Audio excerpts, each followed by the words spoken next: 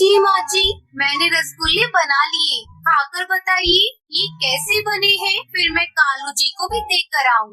सुंदरी कौवी रसगुल्ले को खाने लगती है। हिमाचल के छोटे से जंगल में कालू कौवा अपनी माँ सुंदरी कौवी के साथ रहता था।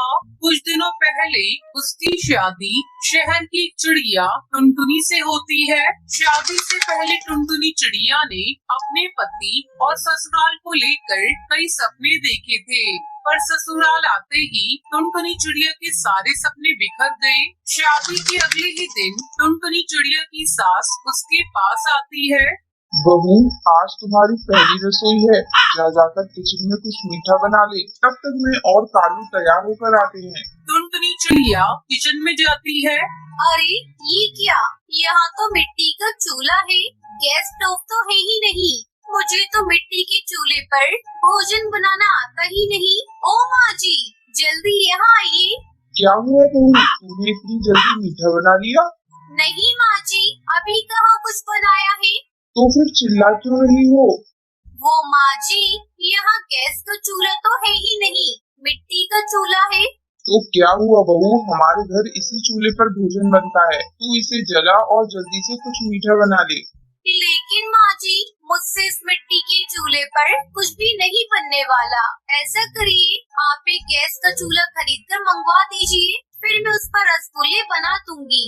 देखो बहू, ये गांव है, यहाँ सभी के घरों में मिट्टी के चूल्हे पर ही भोजन बनता है। अब मैं तेरे लिए नियम तो नहीं बदल सकती। किसी तरह टुनटुनी चिड़िया मिट्टी के चूल्हे पर रसगुल्ले बनाती है। ये लीजिए माँ जी, मैंने रसगुल्ले बना लिए। खाकर बताइए ये कैसे बने हैं, फिर मैं कालू जी को भी देख कर आऊँ। सुंदरी कौवी रसगुल्ले को खाने लगती है। बहू, रसगुल्ले तो बहुत ही स्वादिष्ट बने हैं, लेकिन तूने पहली बार मिट्टी के चूल्हे पर बनाया है ना, इसलिए तुझे परेशानी हुई है। धीरे धीरे टुनटुनी मिट्टी के चूल्हे पर भोजन बनाना सीख जाती है। इस तरह कुछ दिन गुजर जाते हैं। एक दिन सुंदरी कौवी मिट्टी से चूल्हे बना रही थी। टुनटुनी बहू, आ मैं तुझे मिट्टी के चूल्हे बनाना सिखाती हूँ। टुनटुनी चिड़िया अपनी सास से मिट्टी के चूल्हे बनाना सीखने लगती है। माँ जी, आप तो मिट्टी के बहुत सुंदर चूल्हे बनाती है। आपको पता है, हमारे शहर में मिट्टी के चूल्हे बेचने दूर दूर गांव से पक्षी आते हैं। कुछ ही दिनों में त्योहारों का मौसम शुरू होने वाला है और घर घर में से मिट्टी के चूल्हे पर प्रसाद बनाकर पक्षी अपनी अपनी देवता को चढ़ाते हैं। मैं सोच रही हूँ माँ जी, क्यों न इस बार हम लोग भी मिट्टी का चूल्हा बनाकर शहर के जंगल में बेचें। वैसे भी पूरा दिन हम घर में खाली बैठे रहते हैं। बहू, तेरी बात में तो दम है। अगर हमें ऊपरी कमाई हो जाती है तो घर चलाने में कालू की भी मदद हो जाएगी। फिर दोनों सास बहू मिलकर मिट्टी के बहुत सारे सुंदर सुंदर चूल्हे बनाती हैं और उन्हें अच्छी तरह से धूप में सुखाकर शहर के जंगल में बेचने के लिए ले जाती हैं। चूल्हे ले लो चूल्हे, मिट्टी के सुंदर टिकाऊ चूल्हे, चूल्हे ले लो चूल्हे। तभी टूनी चिड़िया उनके पास आती है। बहन, एक कितने में दे रही हो? अगर तुम्हारे दाम सही हुए तो मैं तुमसे 2 चूल्हे खरीदूंगी। वैसे यहाँ सभी पक्षी 100 रुपए में चूल्हा बेच रहे हैं, लेकिन मैं आपको 100 रुपए में 2 चूल्हे दे दूंगी। ठीक है, मुझे 2 चूल्हे दे दो। इस तरह टुनटुनी चिड़िया और सुंदरी कौवी के बनाए हुए मिट्टी के चूल्हे कुछ ही घंटों में सारे बिक जाते हैं। देखा माँ जी, हमारे बनाए हुए मिट्टी के चूल्हे सबसे पहले बिक गए। लेकिन बहू, हमने चूल्हे के दाम बहुत कम रखे हैं। कोई बात नहीं माँ जी, जैसे जैसे हमारे ग्राहक बढ़ेंगे वैसे वैसे हम चूल्हे के दाम थोड़े थोड़े बढ़ा देंगे। ये सब तेरी वजह से हुआ है बहू। अब जल्दी घर चल, हमें कल बेचने के लिए मिट्टी के चूल्हे भी बनाने हैं। फिर दोनों सास बहू घर जाती है और मिट्टी के चूल्हे बनाने में लग जाती हैं। इस तरह मिट्टी के चूल्हे बेचकर दोनों सास बहू बहुत खुश होती है और खुशी खुशी रहने लगती है।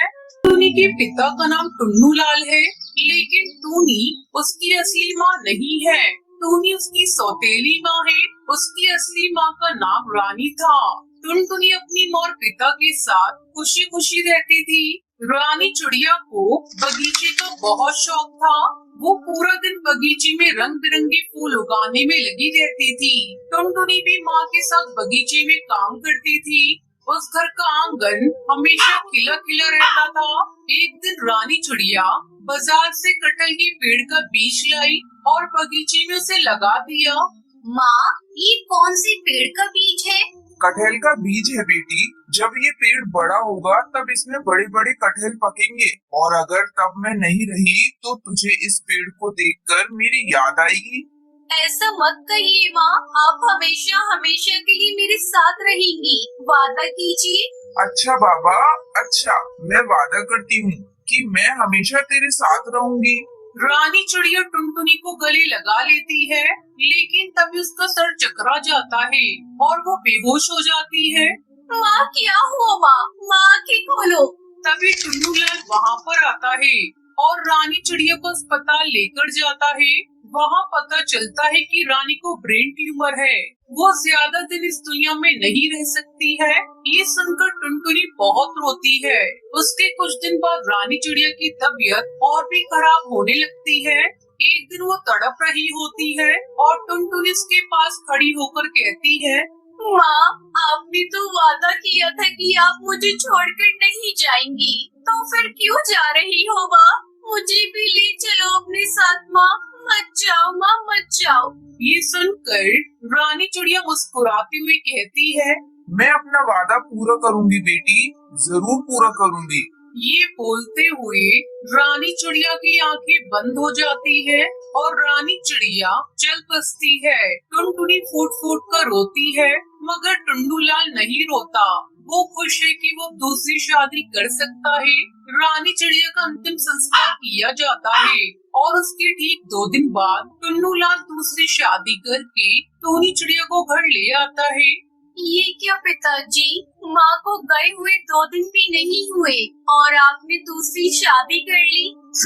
चुप रह समझी, मुझे तुझसे परमिशन लेकर कुछ करना पड़ेगा क्या? बाप रे, इतनी छोटी उम्र में इतनी बड़ी बड़ी बातें करती है तुम्हारी बेटी। इसे तो मैं अच्छे से सबक सिखाऊंगी। टुनटुनी को समझ आ जाता है कि अब इस घर में उसका जीना हराम होने वाला है। घर के आंगन में जो फूल थे वो मुरझा जाते हैं, पूरा बगीचा सूख जाता है। बस एक छोटा सा कटहल का पेड़ मिट्टी से निकलने लगता है और उसके बाद टुनटुनी के ऊपर सौतेली माँ टूनी का अत्याचार शुरू होता है और एक गलती होने पर टूनी चिड़िया टुनटुनी को बहुत मारती है। इतना भी नहीं सीखा करमचली, तेरी माँ ने कुछ नहीं सिखाया तुझे। ये ले। माँ बचाओ, बचाओ माँ।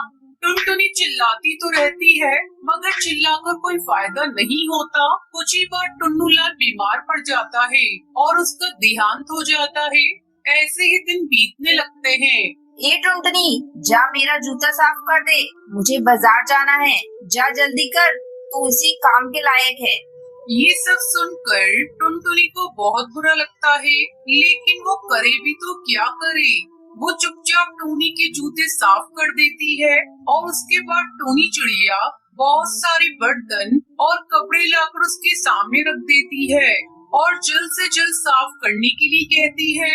इतने सारे काम करते करते टुनटुनी थक जाती है और थोड़ा आराम लेने के लिए बगीचे में जाती है। वो कटहल का पेड़ अभी बहुत बड़ा हो गया है। टुनटुनी उसके नीचे बैठती है और रोती रहती है।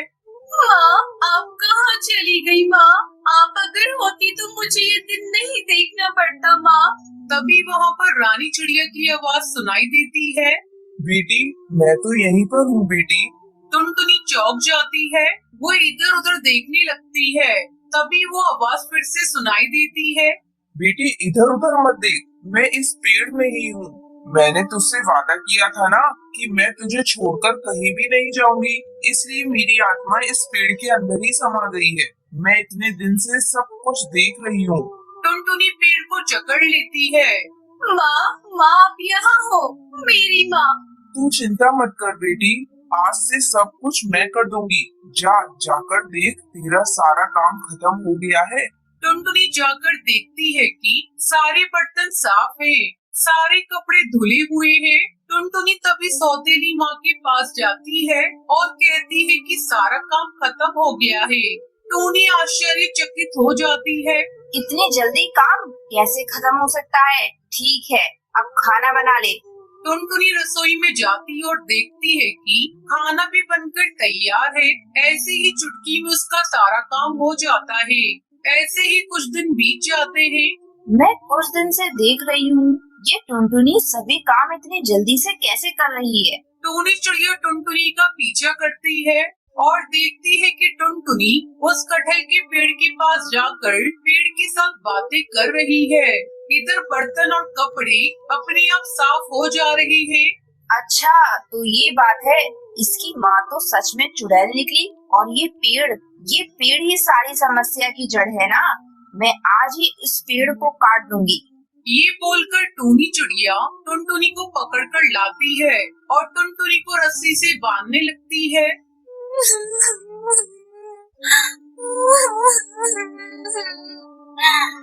छोड़ दीजिए, मुझे छोड़ दीजिए, मत बांधिए, मुझे छोड़ दीजिए। टूनी चिड़िया एक रस्सी से टुनटुनी चिड़िया को बांध रही है। टुनटुनी खुद को छुड़ाने की बहुत कोशिश कर रही है, लेकिन अपने आप को वो छुड़ा नहीं पा रही है। चुप, बिल्कुल चुप। ज्यादा बात मत कर, समझी? नहीं तो तेरा हाल भी उस पेड़ की तरह करेंगे। ये बोलकर टूनी ने टुनटुनी चिड़िया को अच्छी तरह से बांध दिया और एक कुल्हाड़ी लेकर बगीचे में कटहल के पेड़ की ओर चली गई और कुल्हाड़ी से पेड़ काटने लगी। पेड़ काटने की आवाज सुनकर टुनटुनी तड़पने लगी, जैसे कि उस पेड़ के साथ उसका कोई रिश्ता हो, और जोर जोर से चिल्लाकर पेड़ काटने के लिए मना करने लगी और रोने लगी।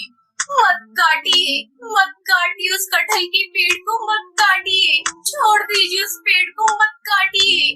लेकिन वो पेड़ काट देती है और इधर टुनटुनी रोते रोते बेहोश हो जाती है। पेड़ काटकर टूनी चिड़िया बहुत खुश होती है।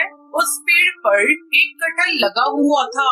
टूनी उस कटहल को पेड़ से तोड़ती है और उस कटहल को काटती है। टुनटुनी को होश आ जाता है। टूनी कहती है, ये देख, तेरी माँ के लगाए हुए पेड़ को काट दिया। ये ले, तू भी इस कटहल से थोड़ा सा खा ले, इसके बाद तो तुझे और नहीं मिलेगा। टूनी टुनटुनी को थोड़ा सा कटहल खाने के लिए देती है। टुनटुनी वो खा लेती है। टूनी बाकी कटहल खाती है और उसके बाद उनके साथ कुछ अजीब सी चीजें होने लगती हैं। दोनों का सर घूमने लगता है और एक चमत्कार हो जाता है।